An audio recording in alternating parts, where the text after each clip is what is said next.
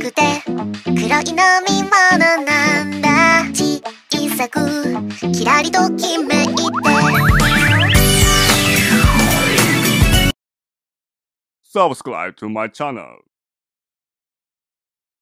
আমাদের লাগবে একটু মোটা এবং বড় সাইজের শপিং ব্যাগ। এরপরে লাগবে হচ্ছে আমাদের ফাইবারের তুলা। প্রায় এখানে হাফ কেজির মতো ফাইবারের তুলা আমি ব্যবহার করেছি একটি কুশনের জন্য।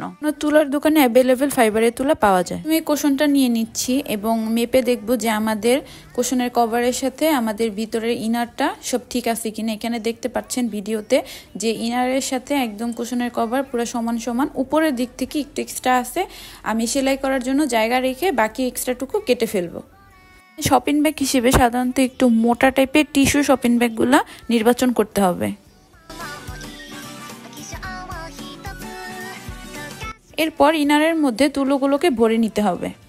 বাসায় একটা এক্সট্রা ফাইবারের বালিশ ছিল, ওইখান থেকে তুলো নিয়ে আমি হচ্ছে একটি কুশন বানানোর জন্য তুলোগুলো ব্যবহার করছি। একটি কুশন বানানোর জন্য মোটামুটি হাফ কেজির পরিমাণ তুলো হলেই এনাফ। আমি ইনারের মধ্যে সুন্দর করে তুলোগুলোকে ভরে নিব। সুন্দর করে ঠেসে ঠেসে খালি খালি জায়গাগুলো একদম ভর্তি ভর্তি করে তুলোগুলো দিয়ে সুন্দর করে ভরে নিব। ওগুলোকে একটু হাত দিয়ে ছাড়িয়ে নিলে খুব ভালো হয়।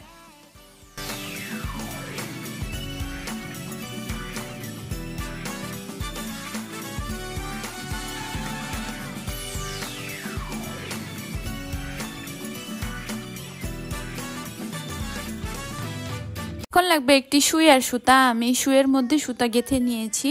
এরপরে হচ্ছে আমাকে খুব সুন্দর করে সাবধানতার সাথে সুই সুতা দিয়ে এটাকে সেলাই করে নিতে হবে।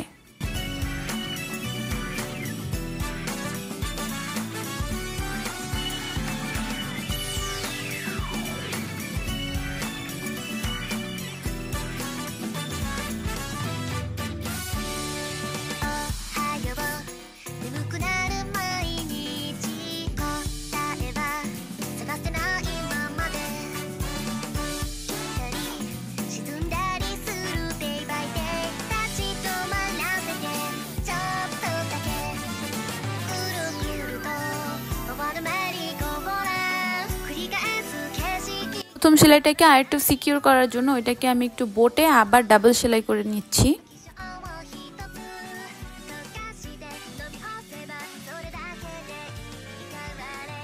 সেলাই করা হয়ে গেলে এরপর আমার কুশনের ইনারটা রেডি করা অলমোস্ট ডান। এবার একটু সুন্দর করে খালি খালি জায়গায় তুলোগুলো দিয়ে দিতে হবে।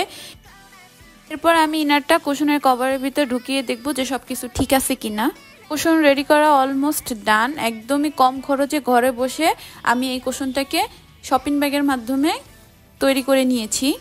চাইলে এভাবে সুন্দর করে বাসায় খুব কম খরচে একটি কুশন তৈরি করে ফেলতে পারেন।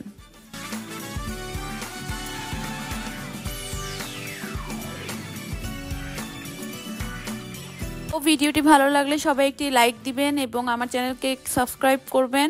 আল্লাহ হাফেজ।